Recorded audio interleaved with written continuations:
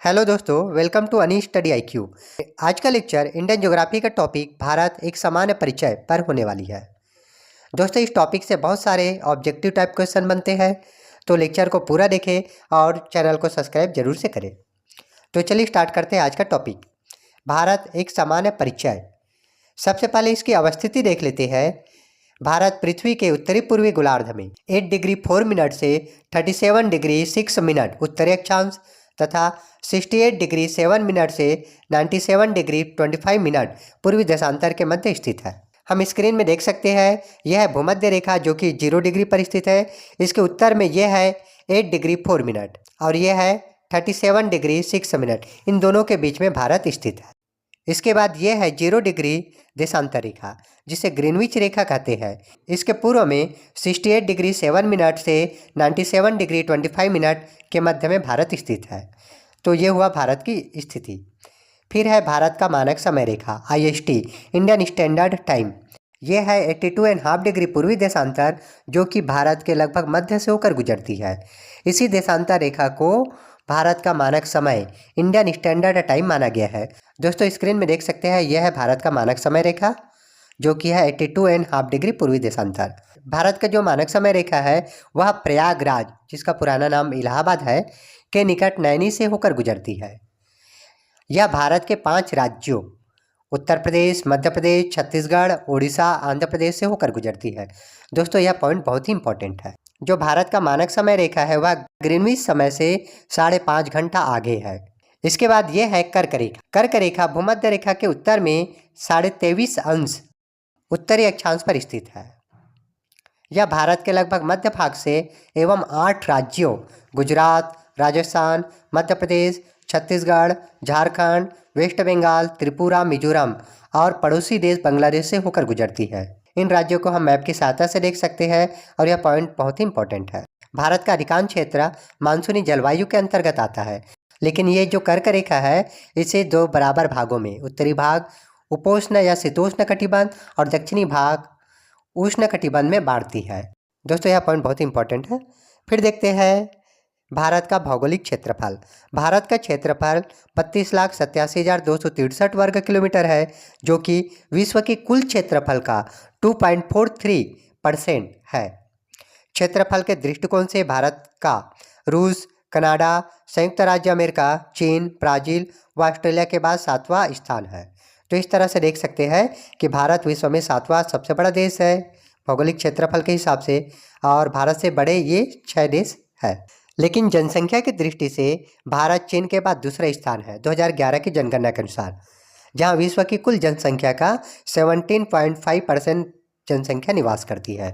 दोस्तों, एक important point देख लेते हैं। वर्तमान में भारत दुनिया का सबसे अधिक जनसंख्या वाला देश बन चुका है।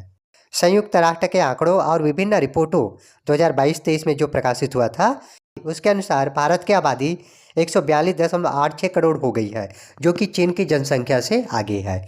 इस तरह से हम देख सकते हैं कि वर्तमान में भारत विश्व में सबसे अधिक जनसंख्या वाला देश बन चुका है। अब है भारत की भौगोलिक सीमाएं।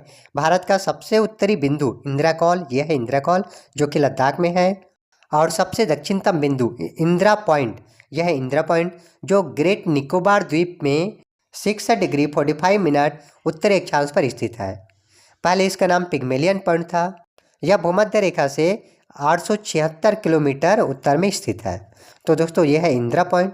वर्ष 2004 में हिंद महासागर में भूकंप से उत्पन्न हुई सुनामी के कारण इंदिरा पॉइंट का अधिकांश भाग समुद्र में डूब गया है। तो यह हुआ उस सबसे उत्तरी बिंदु और सबसे दक्षिणी बिंदु। इंदिरा पॉइंट और इंडोनेशिया के बीच ये है ग्रेट चैनल। दोस्तों, चैनल वाले लेक्चर वीडियो में हम इसके बारे में डिटेल स्टडी किए हैं। यदि आप लोगों ने उस वीडियो को नहीं देखे हो तो लिंक डिस्क्रिप्शन में दिया गया है, उस वीडियो को जरूर से देखें।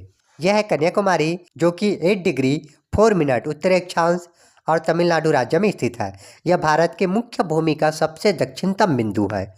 दोस्तों, याद रखना है कि भारत का सबसे दक्षिणतम बिंदु इंदिरा पॉइंट 6 डिग्री 45 मिनट उत्तरी अक्षांश पर है, जबकि भारत के मुख्य भूमि का सबसे दक्षिणतम बिंदु कन्याकुमारी 8 डिग्री 4 मिनट तमिलनाडु में स्थित है। उसके बाद है भारत का सबसे पश्चिमी बिंदु गौर मोता या गुहार मोती, जो कि गुजरात राज्य में स्थित है, तथा सबसे पूर्वी बिंदु किबिथु अरुणाचल प्रदेश में स्थित है। यह है गौरमोता और यह है किबिथु।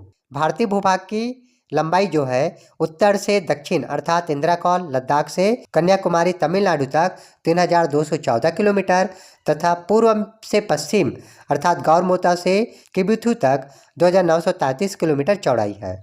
इस प्रकार इसकी आकृति एक चतुष्कोणीय आकृति है जिसे हम स्क्रीन पर देख सकते हैं तथा प्रायद्वीपीय भाग त्रिभुजाकार आकृति में हिंद महासागर तक फैला हुआ है।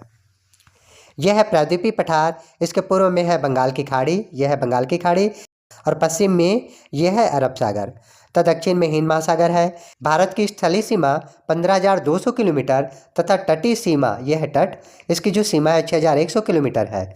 अगर इसमें द्वीपों को भी मिला दिया जाए, जो बंगाल की खाड़ी में और अरब सागर में जो द्वीप है उसको भी मिलाकर इसकी जो कुल तटीय सीमा होगी वह होगी 7,516.6 किलोमीटर। इस प्रकार भारत की कुल जो सीमा होगी स्थलीय सीमा और तटीय सीमा में भी द्वीपों को मिलाकर वो होगी 15,200 किलोमीटर प्लस 7,516.6 किलोमीटर अर्थात 22,716.6 किलोमीटर भारत की कुल सीमा है। भारत की तटीय सीमा वाले राज्यों में सबसे अधिक जो तटीय सीमा है वह गुजरात की है जो कि 1214.70 किलोमीटर है, क्योंकि यहाँ सर्वाधिक क्रीक है। अब ये क्वेश्चन उठता है कि एक क्रीक क्या है। क्रीक एक छोटा सकरा प्राकृतिक जलमार्ग या खाड़ी होता है जो आमतौर पर किसी नदी या समुद्र से निकलती है। तो इसके बारे में हम आगे के वीडियो में डिटेल से स्टडी करेंगे। अभी एक ही स्लाइड पे तटीय राज्यों और केंद्र शासित प्रदेशों की तट रेखाओं को देख लेते हैं। यह तटीय राज्य व केंद्र शासित प्रदेश और उनकी तट रेखा है। तो दोस्तों इस तरह से आज का हमारा टॉपिक कंप्लीट हुआ। अगले वीडियो में हम भारत के तटीय राज्य और केंद्र शासित प्रदेश और उसकी तट रेखाओं के बारे में डिटेल स्टडी करेंगे।